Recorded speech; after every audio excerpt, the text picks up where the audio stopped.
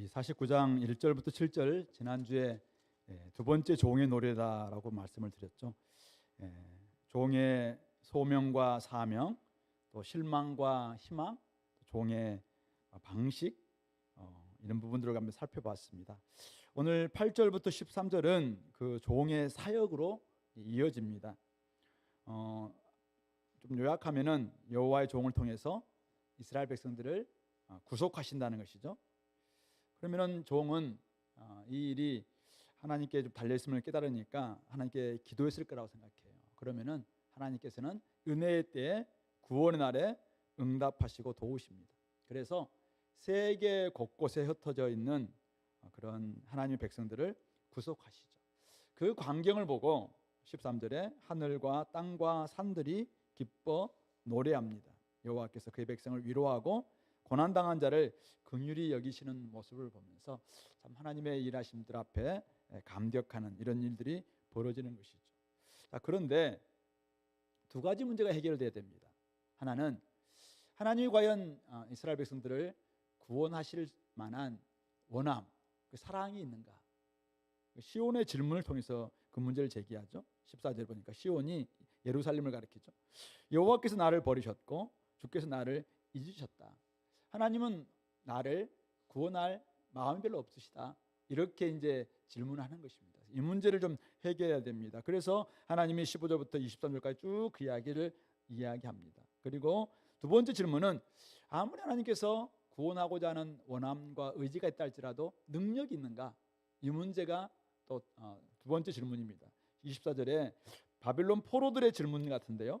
용사가 빼앗은 것을 어떻게 도로 빼앗고 승리자에게 사로잡힌 자를 어떻게 건져낼 수 있겠는가?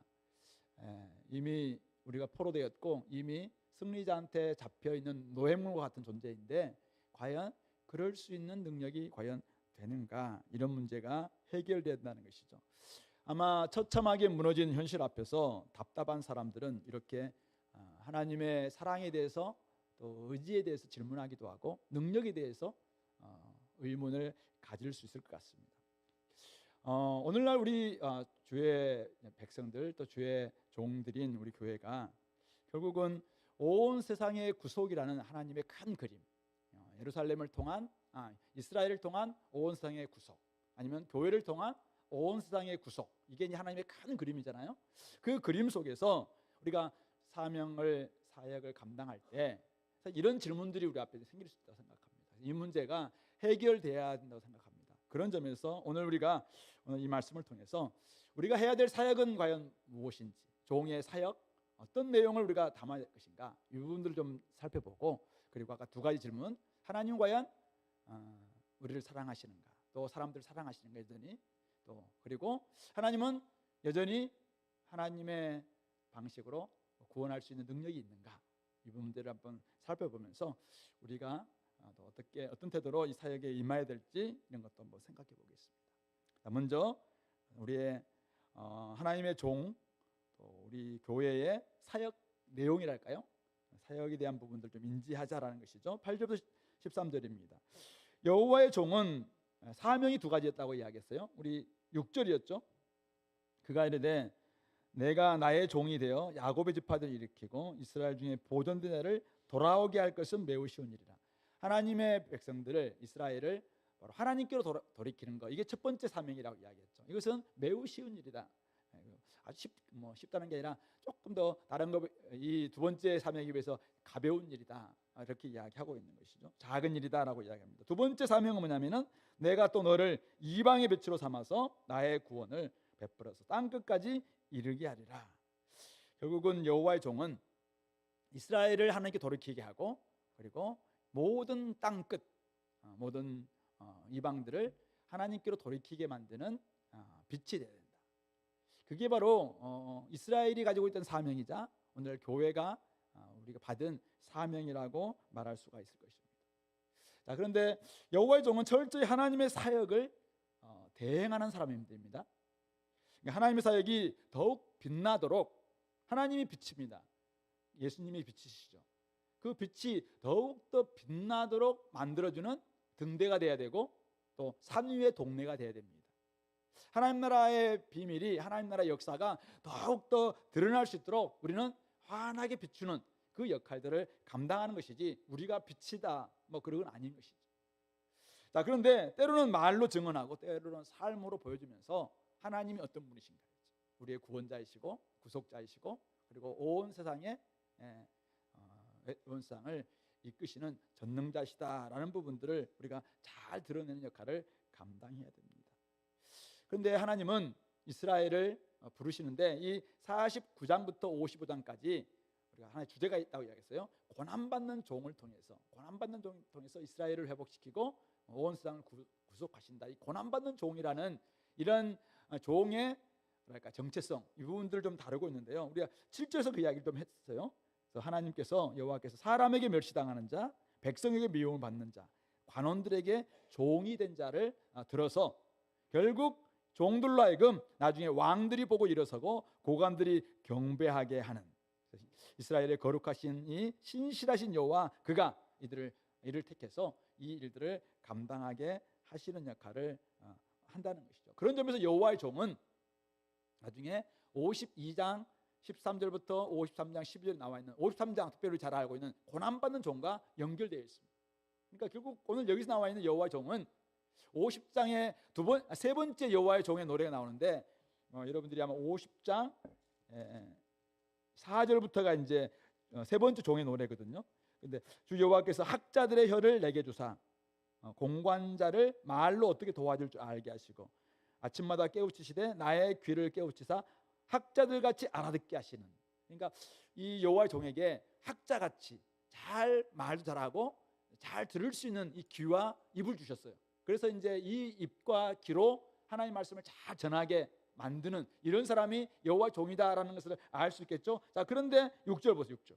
근데 나를 때리는 자들에게 내 등을 맡기며 나의 수염을 뽑는 자에게 나의 뺨을 맡기며 모욕과 침뱉음을 당하여도 내 얼굴을 가리지 아니하였느니라. 이 여호와의 종은 여전히 모욕을 당하고 침뱉음을 당하는 고난받는 종의 모습을 드러내고 있죠. 이 종은 나중에 53장에 가면은 진짜 고난받는, 바로 우리의 죄를 속죄하기 위해서 고난받는 종으로 드러나고 있고, 이 종은 나중에 신약에 오면은 예수님이 그대로 고난받는 종을 성취하고 계시죠. 그리고 이 고난받는 종은 여전히 우리들에게, 바로 영적 이스라엘은 교회를 향해서 우리가 이제 그 고난받는 종으로서 여호와의 종이다라고 이야기하며 이 사역을 감당하게 만든다는 것이죠. 그런 점에서 오늘 저와 여러분들은 영적 이스라엘이죠. 이미 구원받은 하나님의 종들이고 하나님 우리를 보내신 백성이니까, 우리도 오늘 여기 나와 있는 이 고난받는 종으로서 받은 사명을 가지고 나아가되 어떤 사역에 집중해야 될 것인가, 이런 부분들은 볼 필요가 있겠다는 것입니다. 결국 종은 하나님께서 그의 백성을 구속하시는 분임을 잘 알고 그것을 위해서 그 사역에 집중하는 사람입니다. 이 종은 여러 가지 하고 싶은 일이 많겠죠. 내가 이스라엘을 하나님께 돌이킨다.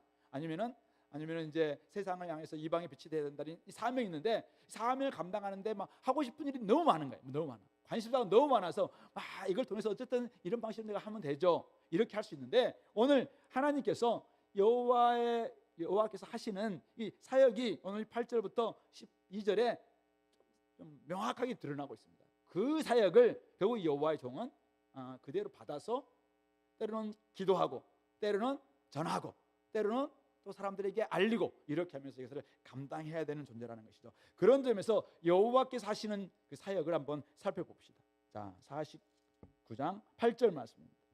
여호와께서 이같이 이르시되 은혜의 때에 내가 너는 이제 여호와의 종을 가리키죠. 너에게 응답하였고 구원의 날에 내가 너를 도왔다. 내가 장차 너를 보호하여 너를 백성의 언약 백성 또는 백성의 중재자로 이렇게 삼았는데, 하시는 일이 뭐냐면은 나라를 일으켜, 나라를 땅이라고 번역되어 있습니다. 땅을 일으켜서 그들에게 황무하였던 땅을 기업으로 상속하는. 그러니까 이스라엘 백성들이 다 땅을 잃고 쫓겨났잖아요. 근데 땅을 다시 회복해서 기업으로 주는, 이게 하나님 먼저 하시는 일입니다. 내가 잡혀있는 자, 포로 잡혀있는 사람들에게 이르기를 나오라, 포로에서 이제는 나와라, 이렇게 이야기했고, 흑암에 있는 사람들에게 나타나라, 이제는 자유를 얻어라, 신년을 선포하는 것이 신년을 포로로 잡힌 사람들, 흑암인 사람들에게 나와라라고 이렇게 선포하시는 것이죠. 그들이 길에서 먹겠고 모든 헐벗은 산에도 그들의 풀밭이 있을 것이다. 그러니까 지금 이제 돌이키는 겁니다. 돌아오는 길에서도 먹을 수 있고, 광야에서 이스라엘 백성들에게 하나님께서 먹이셨듯이 이들도 출바벨로 하는 데 있어서 하나님이 먹여주시고 또 풀밭도 제공해 주신다. 그들이 줄이거나 목마르지 아니할 것이고 더위와 볕이 그들을 상하지 아니하리니 이는 그들을 긍휼히 여기시니가 하나님이시죠. 그가 그들을 이끌되 어디로 이끕니까? 샘물 근원으로 인도할 것입니다. 샘물 근원, 생명수가 있는 바로 근원, 성전이라고 할 수도 있겠죠. 나중에 성전에서 물이 나오는 것처럼 성전의 이끌음으로 말미암아 하나님의 임재 가운데서 이제는 넉넉한 생명을 공급받고 보호를 받을 수 있는 그러한 일들을 하나님께서 감당하시겠다라고 이야기합니다.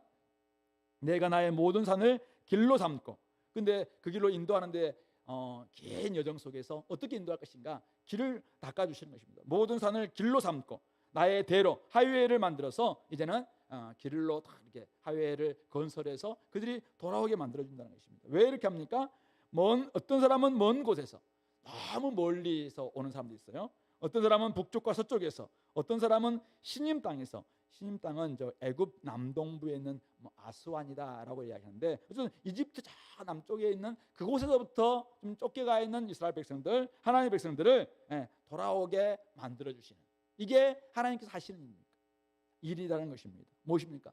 땅을 회복하고 자유를 선포하고 또 그들에게 하나님의 성전에서 하나님의 임재를 경험하면서 하나님의 생명을 마음껏 공급하게 하는 바로 그 일. 땅 사방에 다 흩어져 있는 그 백성들을 때로는 먼 곳에서, 어떤 사람은 북쪽과 서쪽에서, 어떤 사람들은 이제 애굽 남동 쪽에까지 흩어져 있는 그들을 돌아오는 데 있어서 길을 만드시고 대를 만드셔서 결국 그들을 인도하시는 것. 그러니까 그 모습을 보면서 하늘과 땅과 산들이 노래하고 기뻐 하나님을 찬양하는 것입니다. 왜냐하면 13절 하바절에 나와 있는 것처럼 여호와께서 그의 백성을 위로하셨은즉 그의 고난당한 자를 긍휼히 여기실 것임이기 때문이다라고 말씀하고 있습니다. 하나님이 하시는 사역이 무엇입니까? 바로 구속사역입니다. 구속사역. 구원, 포로 잡힌 사람들을 자유케 하고, 우리가 구속, 리디머라고 할 때 구속자라는 것은 뭡니까? 대신 값을 지불해 줌으로 말미암아 그를 풀어주어서 회복시키는 데까지 나아가는 사람을 구속자라고 이야기하죠. 그 구속자로서 하나님이 구속하십니다. 단지 어둠에 갇힌 사람들에게 그냥 어둠에서 나오는 그것만 하는 것이 아니라, 구원할 뿐만 아니라 그의 삶 전반적으로 다 회복할 수 있도록 구속하는데, 그래서 땅도 주시고 자유도 주시고 다시 백성 삼아 주시고, 그리고 하나님이 생명도 공급해 주심으로 말미암아 이제는 그들을 긍휼히 여겨 주시는, 고난받는 사람들을 긍휼히 여겨 주시는 그 구속 사역을 주님께서, 하나님께서 감당하신다라고 말씀하고 있는 것입니다.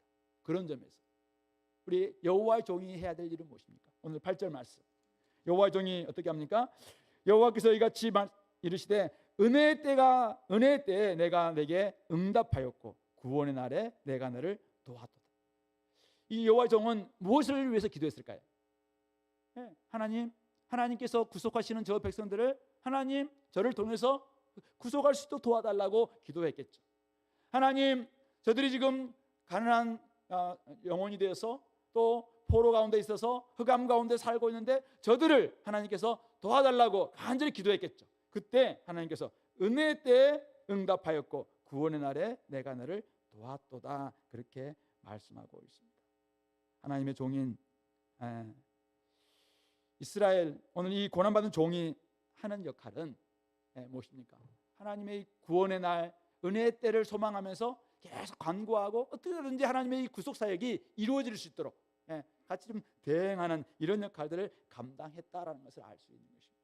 하나님의 구속 사역을 받들고 대행하는 역할, 그것이야말로 하나님의 종, 이스라엘 고난받은 종이 감당했던 역할이라는 것을 알 수 있습니다.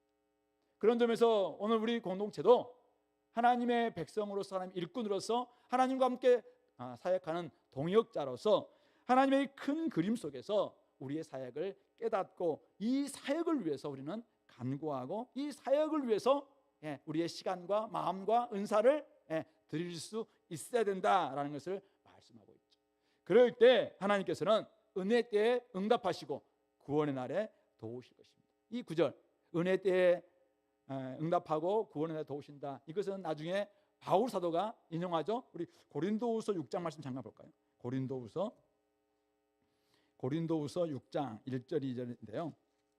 신약성경 291쪽입니다. 제가 한번 읽어볼게요. 우리가 하나님과 함께 일하는 자로서 너희를 권하노니 하나님의 은혜를 헛되이 받지 말라. 이르시되 내가 은혜 베풀 때 너에게 듣고 구원의 날에 너를 도왔다 하셨으니 보라 지금은 은혜 받을 만한 때요 보라 지금은 구원의 날이로다. 그렇습니다. 바울 사도는 이 은혜 받을 만한 때 구원의 날을 위해서 지금 온전히 자기를 드리고 있고 하나님과 함께 일하는 자로서 하나님의 은혜를 헛되이 받지 않도록 하나님께서 우리에게 맡겨주신 사명이 무엇입니까? 바로 5장 20절, 바로 6장 앞에 나온 5장 20절. 그러므로 우리가 그리스도를 대신하여 사신이 되어 하나님이 우리를 통하여 너희를 권면하시는 것 같이 그리스도를 대신하여 간청하노니 너희는 하나님과 화목하라. 자신은 하나님의 대사가 되어서 그리스도를 대신한 대사가 되어서 이 사역을 감당하고 있다는 것이죠. 그러므로 하나님이 우리에게 맡긴 사역이 구속 사역이라는 것입니다. 구원 사역이라는 것이죠. 그래서 하나님의 대행자로서 지금 하나님은 어떻게 하든지 이 이스라엘 백성을 통해서 온 세상을 구원하셨던 하나님께서 오늘 영적 이스라엘은 저와 또 우리 모든 성도를 통해서 다시 한번 온 땅이 주께로 돌아오는 이 사역을 위해서 막 간절히 구하는 것입니다. 구할 때 오늘 바울이 이야기한 것처럼 지금은 은혜 받을 만한 때고 지금은 구원의 날이기 때문에 이 놀라운 역사가 이루어지고 있다라는 것을 말씀하고 있는 것입니다. 이 이사야 49장 말씀은 바벨론 포로 1차, 2차, 3차 귀환으로 말미암아 1차적으로는 성취가 됩니다. 그런데 그것은 완전한 성취가 아니었죠. 그러나 진짜 예수님을 통해서 영적 이스라엘이 회복됩니다. 바로 이방인과 또 유대인 가운데서 하나님 택한 사람들이 막 이렇게 돌아오는, 그래서 막 하루에 5천 명이 돌아오기도 하고 3천 명이 돌아오는 막 이런 역사가 일어나게 되는 것이죠. 여전히 우리 교회를 위해 교회인 영적인 이스라엘은 교회가 이 사역을 감당할 때 지금도 하나님께서는 지금도 역사하고 계시는 것이죠. 그런 점에서 지금은 은혜 받을 만한 때고 구원의 날인 것입니다. 하나님의 백성들이 어디에 있든지, 동서남북 어디에 있든지, 인도네시아에 있든지 말레이시아에 있든지 대만에 있든지 일본에 있든지 아니면은 저 몽골에 있든지 어디에 있든지 하나님께서 그들을 위해서 지금 길을 만들고 계십니다. 누군가가 나서기만 한다면 돌아오게 만드는 그 길을 하나님께서 만드신다라고 이야기하고 있는 것입니다. 그들이 어떤 처지, 때로는 포로가 된 사람들이 있을 것입니다. 어떤 사람들은 가난한 사람들이 있을 것입니다. 어떤 사람들은 흑암에 갇혀 있는 사람들이 있을 것입니다. 어떤 사람들은 죄의 속박 속에서 나오지 못하는 사람들이 있을 것입니다. 어떤 사람들은 중독에 사로잡혀서 지금 늘 그냥 암울한 가운데 지나는 사람들이 있을 것입니다. 어떤 사람들은 앞날이 어떻게 될지 몰라서 늘 불안과 초조 가운데 살아가는 사람도 있을 것입니다. 근데 그들을 하나님께서 택하신 하나님의 백성들이라면 그들에게 하나님이 영적 희년을 선포하십니다. 그래서 자유와 해방을 맛보게 해 주신다는 사실입니다. 그런 모든 광경을 보는 천하 만물, 하늘과 땅과 산들은 기뻐서 찬양할 수밖에 없는 것입니다. 왜요? 그 일은 너무나 이 피조물들이 고대하는 일이고 또 하나님께서 너무나도 바라는 일이기 때문에 그런 것입니다. 그런 점에서 우리 공동체, 우리가 하나님의 일꾼이라면, 오늘 바울이 이야기하고 있는 것처럼 하나님과 함께 일하는 자라면은 우리도 하나님의 은혜를 헛되이 받지 않도록, 지금은 은혜 받을 만 때고 구원의 날입니다. 그러므로 하나님께 간절히 기도해야 됩니다. 기도해서 어떻게든지 하나님의 구속 사역이 우리를 통해서, 우리 교회를 통해서, 나를 통해서, 우리 조언을 통해서, 우리 부서를 통해서 이루어달라고 우리는 간구했으면 좋겠습니다. 청년부 수련회 가운데 있는데요, 하나님 안에서 함께 피어봄, 어떻게 하면 하나님 앞에서 활짝 피는 꽃이 될 수 있을 것인가. 하나님의 관심사에 온전히 자기가 집중해서 하나님이 가장 관심 있는 사람들이 누구인가, 거기에 마음을 쓰는 것입니다. 자기의 은사와 달란트와 가지고 있는 역량을 거기에만 투자해서 나름대로 하나님께서 막 기뻐한다면 우리도 함께 막 기뻐 춤추지 않겠습니까? 올해 우리가 2025년 실질적인 복음 이야기를 하면서 내려가자 이렇게 이야기했어요. 어떻게 하면 우리가 실질적인 복음 이야기를 써내려갈 수 있을 것인가? 어떤 사역에 집중하면 우리가 진짜 복음 이야기, 실질적인 복음 이야기를 써내려갈 수 있을 것인가? 저는 오늘 이 말씀을 보면서 우리 교회가 어쩌면은 좀 더 선택과 집중할 필요가 있겠구나 이런 생각이 들었습니다. 우리 교회가 감당해야 될 일이 무엇일까? 예, 누군가가 지금 딱 떠오릅니다. 여러분들 지금 딱 떠오르는 사람 있나요? 예, 누군가가 지금 흑암에 살고 있는 사람. 어떤 사람들은 포로 잡혀 있어요. 어떤 사람들은 어둠 가운데 있어요. 어떤 사람들은 앞날이 불투명해. 어떤 사람들은 죄에 짝하고 살아가고, 어떤 사람들은 지금 악한 습관, 죄된 습관에 사로잡혀 있는 사람도 있습니까? 아니면 주님 잘 모르는 가운데서 지금도 그냥 자기가 최고인 양 우상 숭배하고 쾌락에 젖어 있고 이생 자랑이 전부인 양 생각하는 그런 누군가, 가족이면 가족, 여러분 친구, 캠퍼스에 있는 누구, 아니면 직장에 있는 누가 떠오릅니까? 그럼 우리가 해야 될 일은 뭐예요? 오늘 여호와의 종이 하는 일은 무엇입니까? 간구하는 일입니다. 간구합니다. 간구합니다. 계속 간구를 합니다. 그러면 하나님께서 은혜 받을 만때 응답하시고 구원의 날에 도우신다라고 말씀하고 있는 것이죠. 그래서 우리 기도해야 됩니다. 기도하고 이름을 가지고 기도해야 됩니다. 그리고 때가 되어서 이제 하나님께서 기회를 주십니다. 은혜 받을 만때 구원의 날을 주십니다. 그때 우리가 가서 어떻게 합니까? 씨를 뿌리는 것이죠. 우리 씨 뿌리는 자를 비유해서 4가지 밭이 나오는 것이죠. 어떤 사람들은 길가밭이 있었어요. 뿌리자마자 그냥 공주의 새들이 다 먹어버리는 이런 밭도 있을 거라고 생각해요. 어떤 밭은 바위의 밭입니다. 돌짝밭입니다. 잠깐 말씀을 받는 것 같긴 하지만은 금방 뿌리가 없으니까 타 버리는 사람도 있습니다. 어떤 밭은 가시떨기 밭입니다. 열심히 말씀 받고 잘 살아가다가 이 세상의 재물 때문에 아니면 생활의 염려 때문에 유혹 때문에 넘어지는 이런 사람들도 있을 것입니다. 그러나 어떤 사람들 진짜 어떤 사람들은 좋은 밭이 되어서 오늘 하나님의 택하신 백성들에 대해서 그들이 주께로 돌아오는 역사들이 일어날 수 있지 않겠는가? 아니 이런 방식이 나에게는 좀 맞지 않겠다. 그러면은 누군가가 그가 지금 회복될 수 있도록 내가 도울 수 있는 길은 뭘까? 작전을 짜는 것이죠. 그러면 우리 소그룹에서 한 달 동안 이번 학기 동안 이렇게 한번 해보자. 우리 대학부 하면 이렇게 해보자라고 계획을 했다면은 그런 일을 만들어 보는 것입니다. 거기에 우리 시간을 투자하는 것입니다. 거기에 마음을 투자하는 것입니다. 그러면은 실제적인 복음 이야기가 써질 수 있는 게 아닐까. 하나님과 화목할 수 있도록 그리스도를 대신한 대사로서 우리를 하나님께서 이곳에 딱 보내주셨습니다. 너는 그리스도 대사다. 지금 너는 캠퍼스, 너는 저기 서울역, 너는 직장, 너는 너의 가정, 대사로를 다 파송해놨습니다. 어떤 사람들은 삼성병원에, 어떤 사람들은 세브란스에, 어떤 사람들은 삼성 전자에 다 파송해놨습니다. 어떤 사람들은 캠퍼스에 여러분들 다 대사로 딱 파송해놨습니다. 대사가 해야 될 딱 임무를 받았어요. 임무가 하면은 구속 사역이라는 거예요. 하나님이 하신다. 근데 네의 역할들은 기도하고 때가 되면은 씨를 뿌리고 말만 하면 되는 것이다. 그 안에서 역할은 하나님이 업무 분장을 하셨는데 하나님이 하신 일이 뭐냐면은 8절부터 13절까지가 다 하나님이 하시는 일이에요. 하나님이 하시는. 하나님이 길을 만드십니다. 하나님이 샘물로 인도하십니다. 하나님이 대를 만들어 주기도 합니다. 하나님이 그들 마음속에 성령을 보내주시기도 하고 다 하나님이 하시는 일이에요. 하나님이 하시는 일. 근데 종이 하는 일은 뭐예요? 종은 기도하는 겁니다. 기도하는 거. 종하는 건 뭡니까? 때가 되면은 말 한마디 해주는 겁니다. 야, 하나님이 너를 구속하신다. 하나님이 우리를 지금 구속하신다. 하나님이 우리를 사랑하신다. 하나님이 우리를 너를 위한 좋은 일을 준비하고 있다. 이렇게 하는 것입니다. 그렇게 하면 어떻게 해요? 하나님의 때에 은혜 받을 만한 때 구원의 날에 놀라운 일들이 일어나는 것입니다. 그래서 바울사도는 6장 3절부터 10절까지 자기의 이 직분이 비방을 받지 않게 하려고 무엇이든지 아무에게도 거리끼지 않게 했다라고 이야기합니다. 그러면서 하나님의 일꾼으로 자천하여 자기가 스스로 이 일에 뛰어들었다는 것이죠. 뛰어들어서 많이 견디는 것, 환난, 궁핍, 고난, 매맞은 갇힘, 난동, 수고로움, 자지 못한, 먹지 못한 가운데 고난 있다라는 것을 이야기하고 있죠. 고난받는 종이니까 당연히 우리가 고난 있다고 이야기해요. 그런데 깨끗함과 지식과 오래 참음과 자비함과 성령의 감화와 거짓 없는 사랑과 진리의 말씀, 하나님의 능력으로 의의 무기를 좌우에 딱 가지고 하나님 우리에게 딱 무기 주셨어요. 하나님의 무기를 딱 주셨어요. 그것 가지고 때로는 영광, 때로는 욕됨, 때로는 어떨 때는 영광을 얻기도 하고 어떨 때는 욕을 받기도 해요. 어떨 때는 악한 이름으로, 어떨 때는 아름다운 이름으로 우리가 그렇게 될 수도 있다는 것입니다. 그러나 우리는 누구냐? 우리는 속이는 자 같으나 참되고 무명한 자 같으나 유명한 자고 죽은 자 같으나 우리는 살아있고 징계를 받은 자 같으나 죽임을 당하지 아니하고 근심하는 자 같으나 항상 기뻐하고 가난한 자 같으나 많은 사람을 부유하게 하고 아무것도 없는 자 같으나 모든 것을 가진 자다. 이러한 정말 고난받는 종으로서 우리가 해야 되는 이 구속사역에 부름받은 하나님의 일꾼이라는 자부심을 가지고 있으니까 어떻게 해요? 내 삶이 책 잡히지 않도록 거리끼지 않도록 하기 위해서 굉장히 부단히 애썼다라는 것을 말하고 있는 것입니다.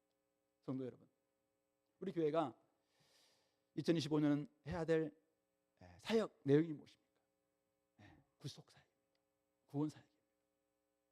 우리가 뭐 다른 거 할 수 있다고 생각해요. 그러나 구속은 굉장히 넓은 개념이긴 합니다만은 오늘 여기 한 것처럼 하나님이 하실 거예요. 하나님께서 일하실 겁니다. 흩어져 있는 수많은 사람들을 하나님께서 돌아오게 하실 겁니다. 1차적으로는 유대인 공동체를 회복하는 것이 1차적인 성취였지만은 오늘날은 신약이 오면은 이제는 모든 열방을 향한 이 말씀으로 확장되잖아요. 그러면 오늘 우리를 통해서 하나님이 이 구속 사역을 지금 감당하고 있을 것입니다. 오늘날 캠퍼스에 수많은 영혼들이 지금 돌아올 때 우리 대학생 적은 숫자이긴 합니다. 그렇지만 어떻게 해요? 우리가 대사로서 캠퍼스에 딱 파송됐다면 거기서 우리 해야 될 일은 명확합니다. 그리스도의 대신한 대사로서 하나님의 구속 사역을 감당하는 것입니다. 기도해야 됩니다. 씨를 뿌리는 것입니다.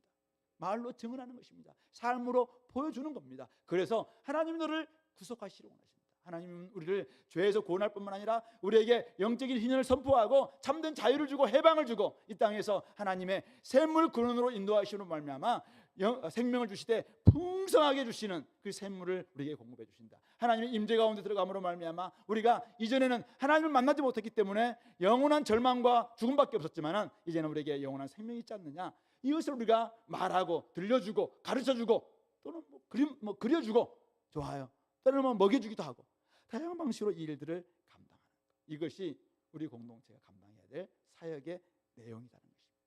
우리가 하는 역할, 하나님과 업무 분장을 했다고 이야기했어요. 우리가 하는 일은 어쩌면은 그냥 대행자 역할입니다. 나머지 핵심은 하나님이 하시겠다는 거예요. 하나님이 다 하시는데 우리는 그냥 수종 드는 겁니다. 때가 될 때까지 기도하는 거. 좀 어떨 때는 기도가 좀 길을 때가 있을지 몰라요. 기도하는 겁니다.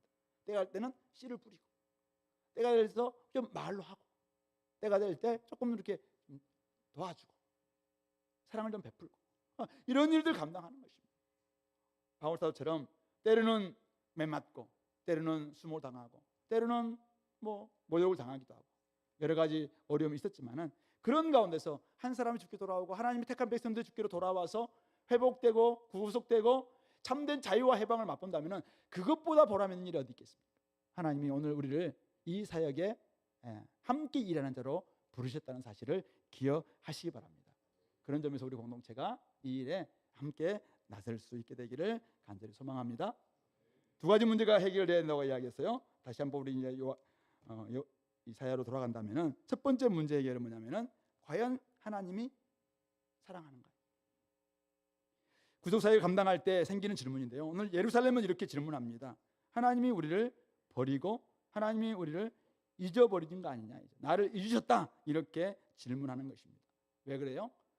처참한 현실에서 나오는 답답함에서 나오는 질문이죠. 막상 구속하신다고 이야기하는데 예루살렘을 보니까 지금 어때요? 예루살렘은 폐허입니다. 예루살렘은 성벽도 다 무너졌고 성전도 무너졌고 나라도 망했습니다. 아니 이런데 예루살렘을 이스라엘을 구속해서 이스라엘을 통해서 열방을 빛을 삼는다고요? 그러니까 아니 우리가 지금 이게 뭡니까? 이런 현실 속에서 하나님이 우리를 안 버리셨다고요? 이런 질문이 나온다는 것입니다. 하나님이 어떻게 나에게 이렇게 할 수가 있는가 이 말입니다. 하나님이 사랑하신다면은 하나님이 사랑한다면 나에게는 하나님의 사랑이 좀 변한 거 아니냐 이거죠. 왜 나에게 이렇게 하시냐? 나를 버리신 거, 나를 잊으신 거 맞지 않느냐? 하나님 사랑 변한 거 아닙니까? 라고 이렇게 질문하는 것입니다. 이 문제가 해결돼야지 사실은 종으로서 일꾼으로서 나아갈 수도 있고 또 많은 사람들도 주께로도 돌아오게 만들 수도 있다 생각해요. 그에 대한 하나님의 대답은 무엇인가요? 15절부터 23절인데요. 여인이 어찌 그 젖을 먹는 자식을 잊겠으며 자기 태에서 난 아들을 긍휼히 여기지 않겠느냐. 우리 사랑하는 아들, 딸들을 낳은 우리 부모님들, 아빠들은 잘 모르겠어요. 근데 엄마들, 진짜 배 아파서 낳은 엄마들이 어떻게 자식을 그냥 잊고 버릴 수가 있겠는가? 이건 인지상정이라고. 인지상정. 절대 우리 엄마들은 젖 먹는 자식, 태에서 난 아들 그냥 버리지 못한다 이렇게 이야기합니다. 그런데 종종 버린 사람이 있다는 거죠. 그러면서 하는 말이 뭐예요? 그들은 혹시 잊을지라도 나는 너를 잊지 아니할 것이다, 아니한다라고 이야기합니다. 그러면서 주님께서 다른 사람들이 증거가 있습니까? 물을 수 있잖아요. 그때 주님께서 이렇게 합니다. 16절, 내가 너를 내 손바닥에 새겼다. 하나님께서 그들을 이름을 손바닥에 새겼다는 것입니다. 결코 잊지 않았다는 것입니다. 언약 맺으신 이스라엘 백성들 절대 잊지 않았다는 것입니다. 우리 호세아에서 보여주고 있는 것처럼 끊임없이 그들은 도망치고 음란하게 행하고 또 무상히 절하고 막 그렇게 해도 불구하고 하나님은 여전히 그 변함없는 사랑으로 사랑하신다, 헤세드의 사랑으로 사랑하신다라고 이야기합니다. 수없이 반역했음에도 불구하고 여전히 구원하시고 인도하시는 변함없는 사랑을 베푸셨다. 너의 성벽이 항상 내 앞에 있다. 내가 너 지켜보고 있다. 지금은 아픔과 슬픔 모르는 바 아닙니다. 시온이 황무한 채, 예루살렘 성벽이 다 무너진 채 남아있는 거 맞습니다. 그런데 그것은 하나님의 사랑이 변해서가 아닙니다. 그것은 시온의 문제였습니다. 예루살렘의 변절 때문이죠. 예루살렘이 불순종했기 때문에 나온 문제였다. 나중에 우리는 50장 1절부터 3절에서 다시 이 문제는 언급할 겁니다. 어쨌든 하나님이 변한 게 아니라는 것입니다. 두 번째 근거는 뭐냐면은 17절부터 19절인데요. 네 자녀들을 빨리 돌아오게 만들겠다. 네 자녀들을, 예루살렘의 백성들을 가리키겠죠. 내 자녀들은 빨리 걸으며 너를 헐며 너를 황폐하게 하는 자들은 너를 떠나갈 것이다. 내 눈을 들어 사방을 봐라. 그들이 다 모여서 네게로 오느니라. 이스라엘 백성들이 또 돌아온다는 것이죠.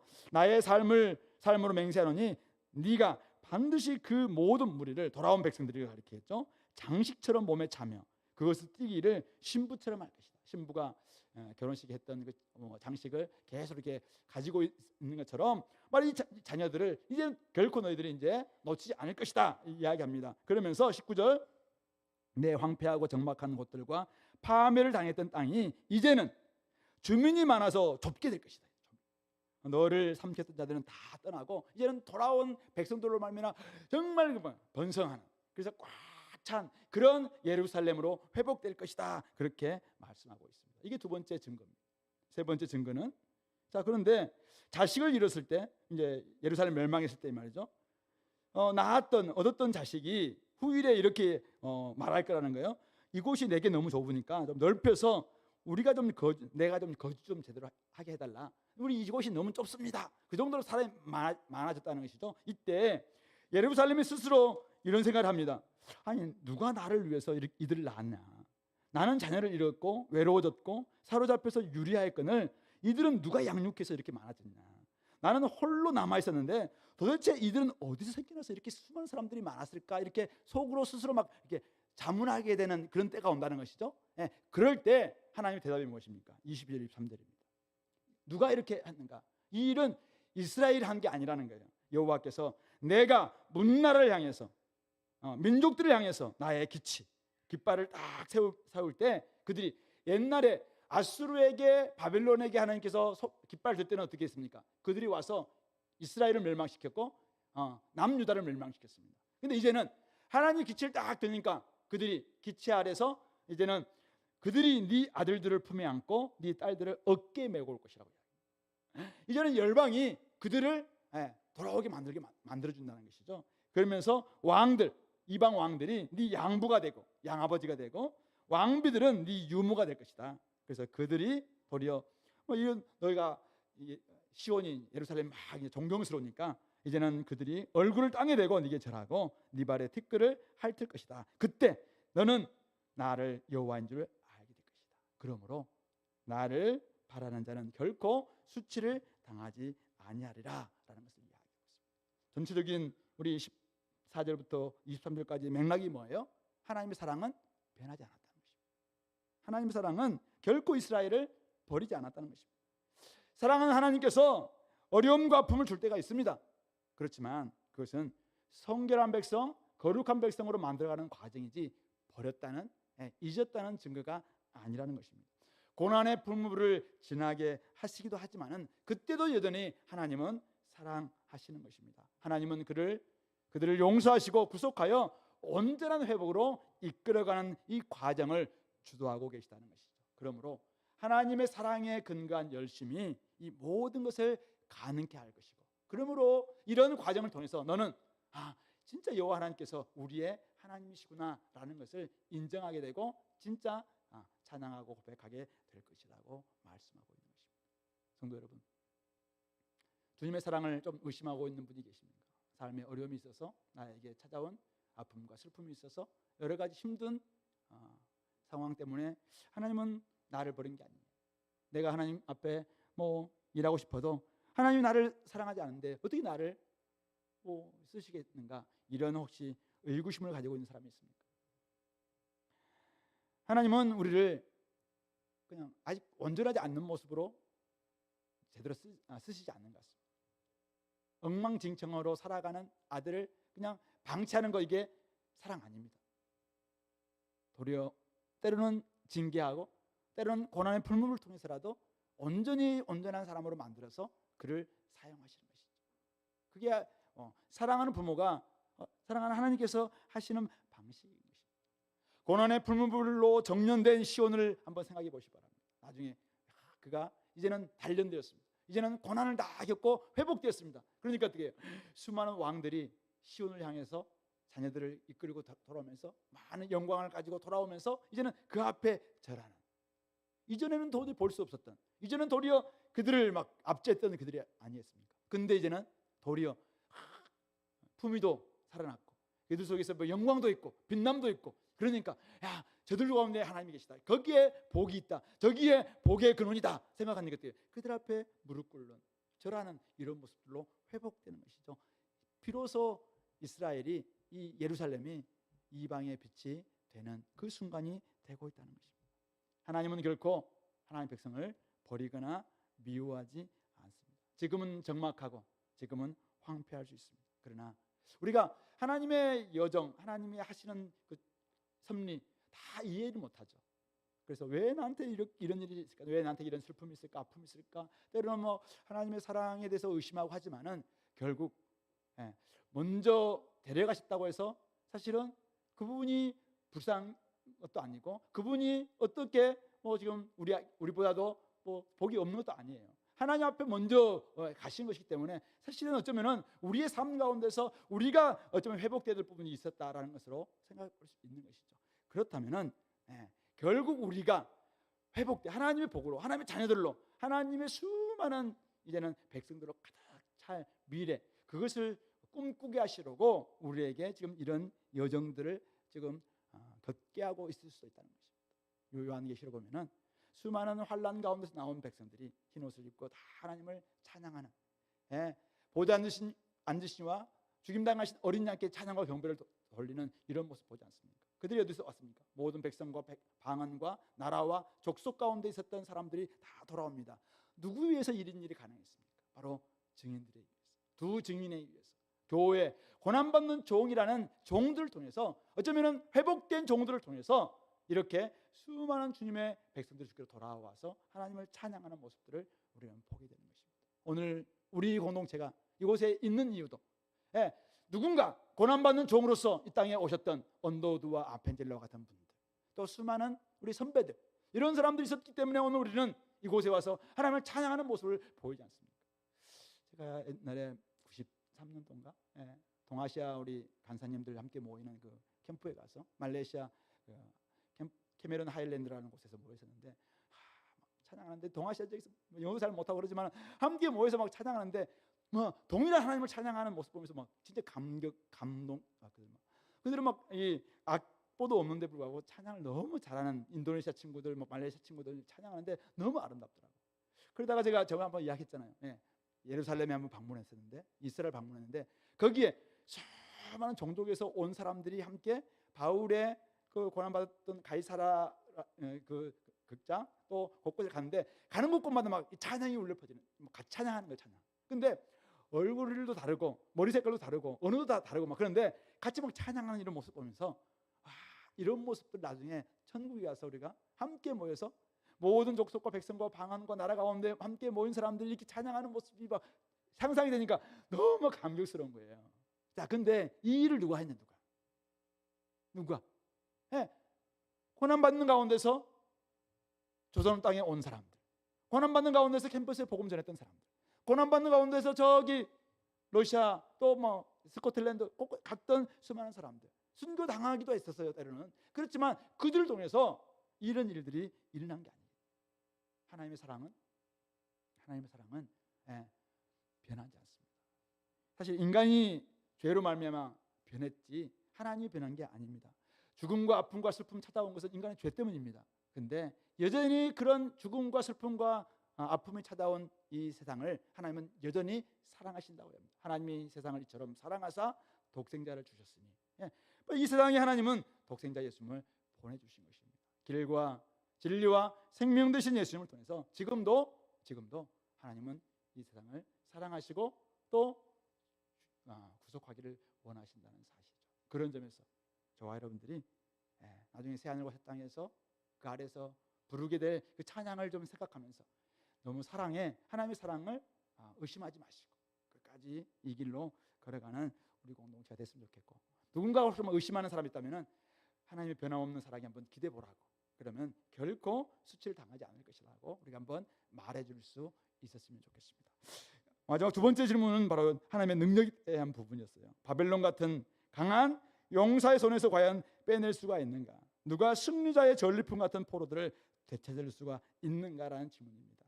하나님이 정말 너무 오랫동안 70년 아니 50년, 어떤 사람들은 40년 하나님이 역사하지 않는데, 하나님이 아무리 머리로는 전능하신 분이 알고 있어요. 근데 하나님이 역사하지 않으니까 하나님의 능력에 의문이 생긴 것입니다. 그런데 하나님의 사랑은 세상 사람들을 사로잡고 있는 사탄의 권세보다 더 강한가라는 질문으로 이제는 갈 수 있고, 바벨론 같은 최강 군대를 이기려면 바벨론보다 더 강한 군대가 우리가 만들어져야 되는 것 아닌가라는 질문으로 이어지면서 어떤 질문이 나옵니까? 고난받는 종이 바벨론을 이긴다고? 고난받는 종이 바벨론에서 포로들을 빼앗을 수 올 수 있다고? 이런 질문으로 이어집니다. 그리고 이 질문은 신약에 오면은 십자가에 달리신 그리스도가 능력이라고? 기가 찬다. 그렇게 어리석은 질문이, 그렇게 어리석은 말이 어딨냐? 이렇게 나오는 질문으로 이어진다는 것이죠. 십자가에 달리신 그리스도가 하나님의 능력이라고 말하는 바울 사도를 향해서 야, 헛소리 집어쳐, 이렇게 이야기하는 것입니다. 거기서 무슨 힘이 나오냐 이거죠. 현실 세계에서는 얼마든지 제기할 수 있는 질문이자 의심입니다. 이거에 대한 하나님의 대답이 무엇인가요? 25절 26절입니다.